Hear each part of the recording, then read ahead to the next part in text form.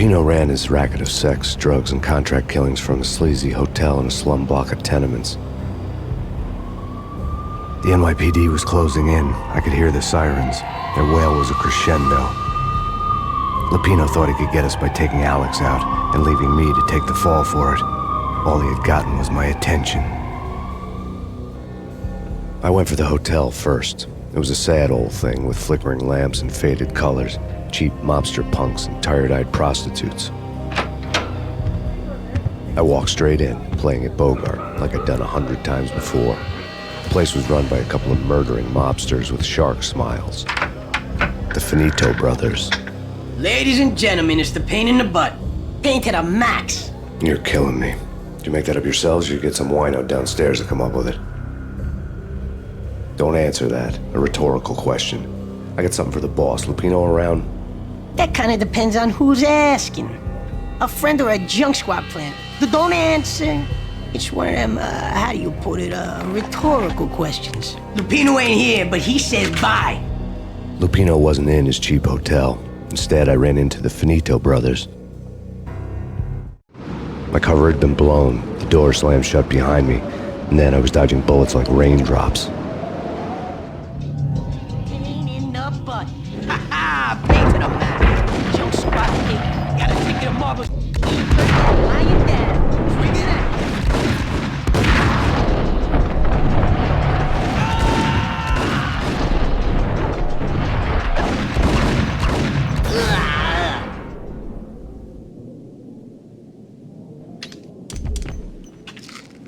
A letter on the desk caught my eye. I had met Lupino only once. The gangster ran all his rackets through his right-hand man, Vinny Gognitti. Gognitti was a high-strung whiner on the verge of breaking apart, like an overamped Energizer bunny. He had the brains to run the business, but he lacked the balls, always falling short, taking his frustration out on underage addicts and call girls. The V deal goes down at your hotel. Jack's exact words, quote, "Vinny, you're in charge of this one," unquote. Rico Muerte's coming to see it through. Anything goes wrong and everybody's gonna get dead. Goes double for you. Treat this guy real good. Anything he wants, you give him. Don't screw this up or you're finito, finitos. A V deal meant added security, locked doors, and lots of nervous thugs with itchy trigger fingers. I'd seen nothing coming in, but that didn't mean it hadn't been there. Rico Muerte was a regular Kaiser Soze, a spook story told to keep the apes in line. 313. The Finitos had scribbled Muerte's room number on the note's margin. Bosses! Everything all right? Bosses! Joey, Virgilio, you all right in there? They're not answering. Call the others. Tell them to come quick. Okay, but we can't wait for them. We gotta go in now. Bosses, we're coming in. It's Payne!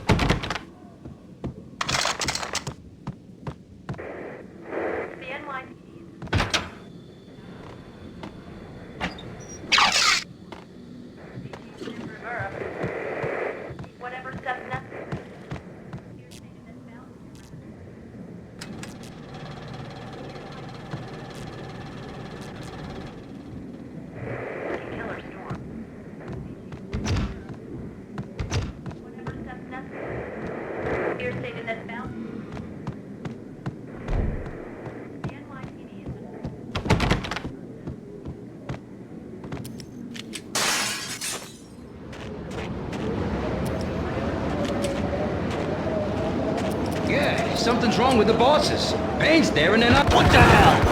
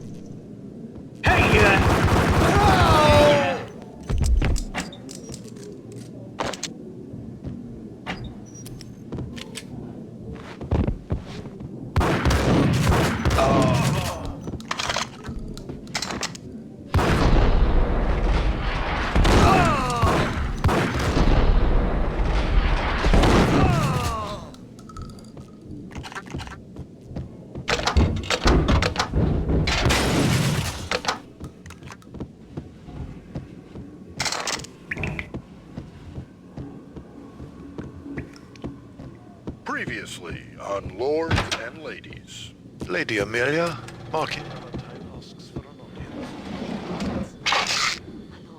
And now, an all-new episode of Lords and Ladies, brought to you in part by Acer Corporation.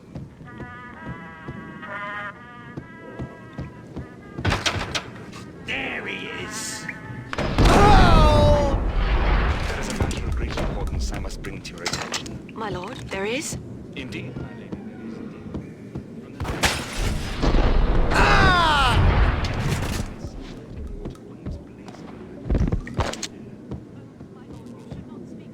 But my lady, I must. My lord, no. I forbid you.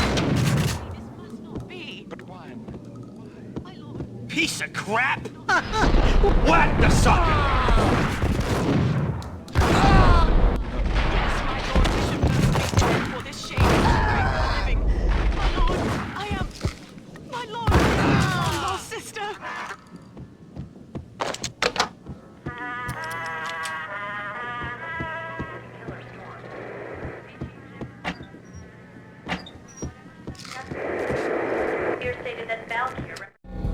Tonight, the city's fight against the nightmare drug Valkyr took a turn for the worse as DEA Special Agent Alex Balder was found brutally slain at the Roscoe Street subway station. A suspect was seen leaving the site only moments after the shots had been fired, and the NYPD is currently in pursuit of Max Payne, a repeated felon believed to be armed and extremely dangerous. And now the weather. The worst winter storm in recorded history continues to pound the city.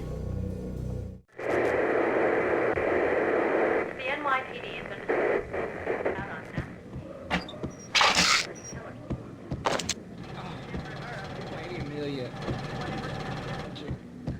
Here stated that Valkyr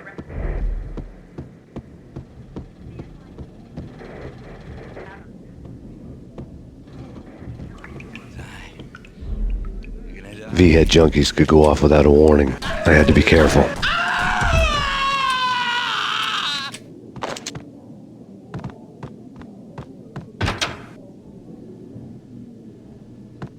I saw!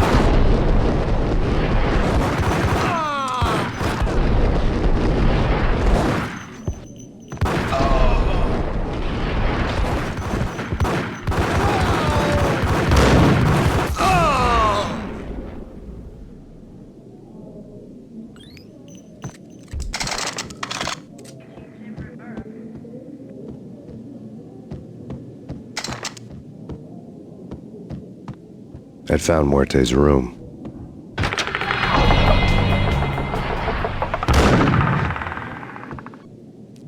Muerte had received a letter. Our investigation had turned up nothing to link Angelo Punchinello, the head of the Punchinello family, to Valkyr. All tracks had ended with Jack Lupino. The letter in Muerte's room was signed by the Don himself. It was the first hint that the Kingpin knew what was brewing inside his syndicate. The trouble you got into after the Chicago screw-up. The Punchinello family bailed you out. You have been waiting for a chance to pay us back. One of our trusted boys has a monkey the size of King Kong on his back. And we need your special skills for backup on a major deal. Collecting evidence had gotten old a few hundred bullets back. I was already so far past the point of no return I couldn't even remember what it looked like when I had passed it.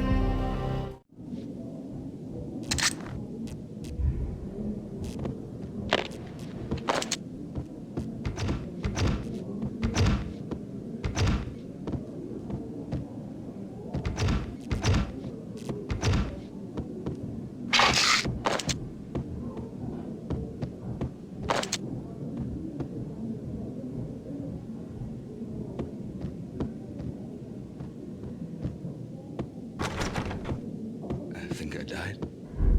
I think I'm dead.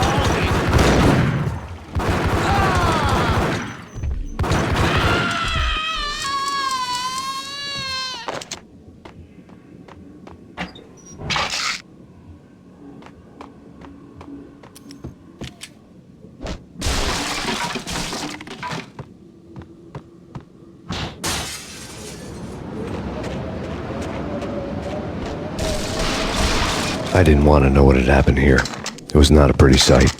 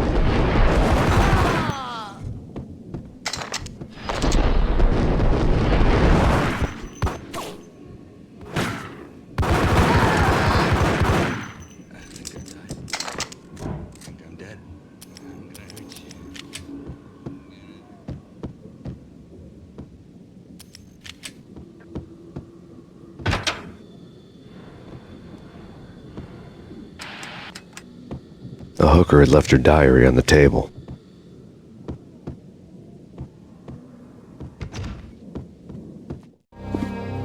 The diary belonged to a hooker named Candy Dawn. The read would have made a vice cop blush.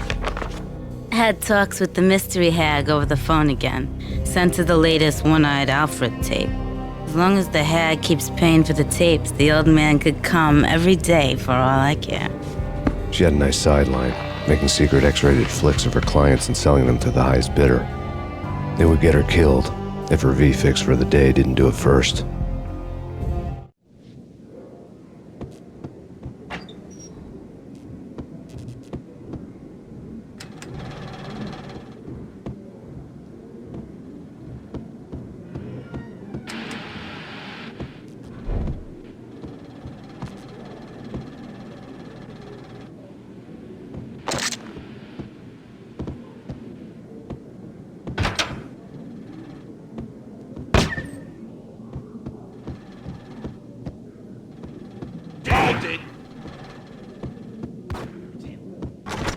No, wait, you go get him. You go and get him.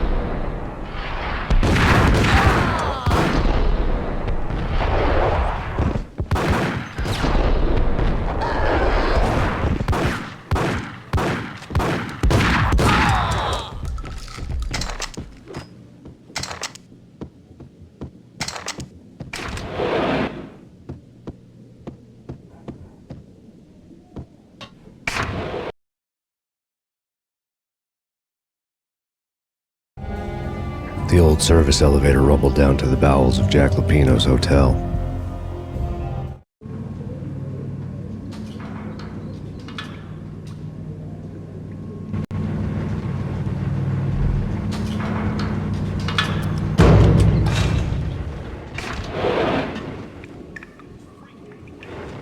The cops were doing a full-scale siege next. Whack the sucker!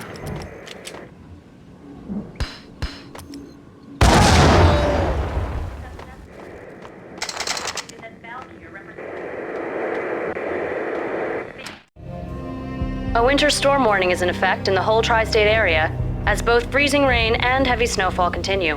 Many roadways are already closed, and people are advised to stay indoors.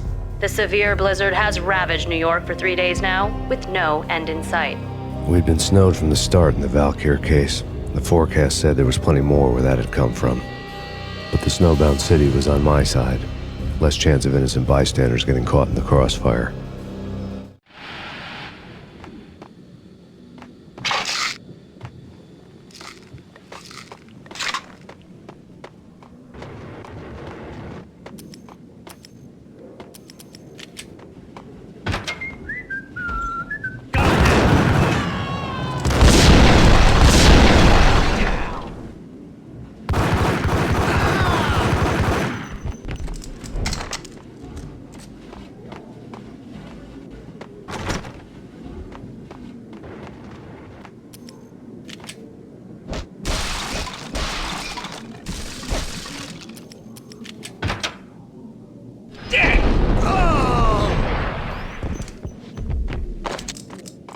Exhibit number 1, a newspaper. A dead man tied to a chair lay on the boiler room floor. Captain Baseball Bat Boy has an unbeatable track record in superhero death matches. But a six-pack of root beer gets me every time. The murder weapon was a baseball bat, now lying in a pool of drying blood next to a newspaper folded open on a Captain Baseball Bat Boy comic strip. Take vampire. If I was a bloodsucker, I'd move to the North Pole. Winter's one long night. Yeah, and what would you eat? Suck blood from penguins?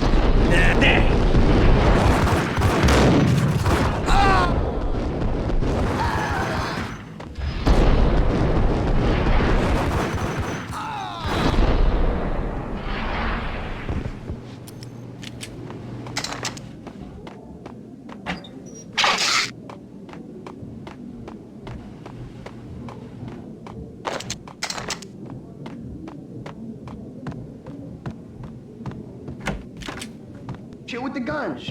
Trust me, you don't want to piss Muerte off. Gentlemen, let's do business. Green for green. Cheers at Green ID.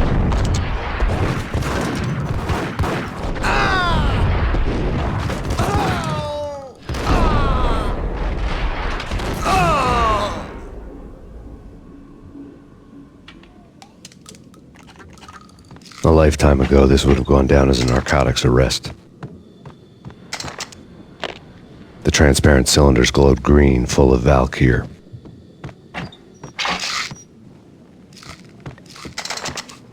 There was a key on the table. It was dirty money.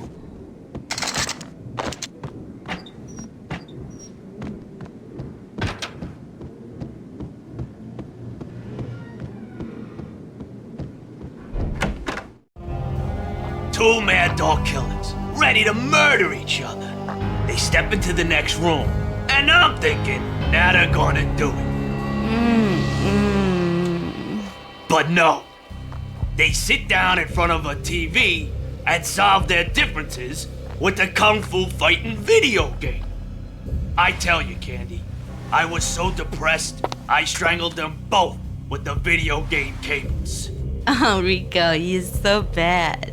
I am, ain't I? Rico Muerte, big-time hustler. Who the hell? It's that cop. Muerte went for his gun.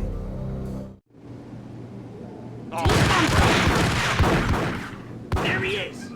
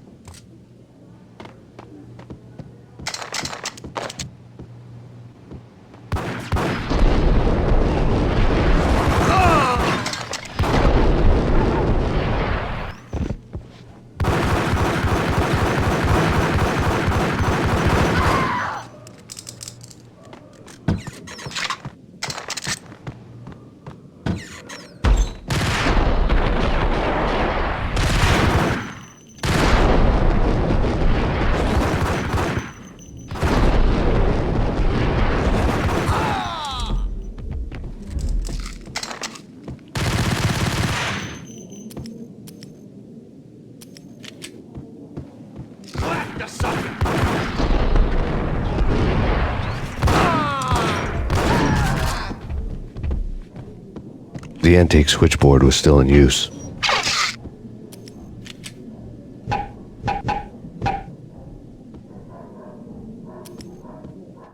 There was an old telephone switchboard in the back room of the reception area, the kind that made phone tapping child's play. It wasn't hard to picture a fat pimp sweating with headphones on, listening to his hookers talk dirty and fake orgasms over a web of party lines, the blood veins of New York. Right now, there was a different set of moans and groans going on. Boss, Cornelia, this Max Payne. He came, started capping us. He killed him. Are you freaking kidding me? He's just one lousy cop. You better be freaking kidding me. Whack him. What's the freaking problem? Hello? Answer me. Hello? The word was out. A deadly virus released into the city's corrupt circulatory system. Something wicked this way comes. Max Payne at large.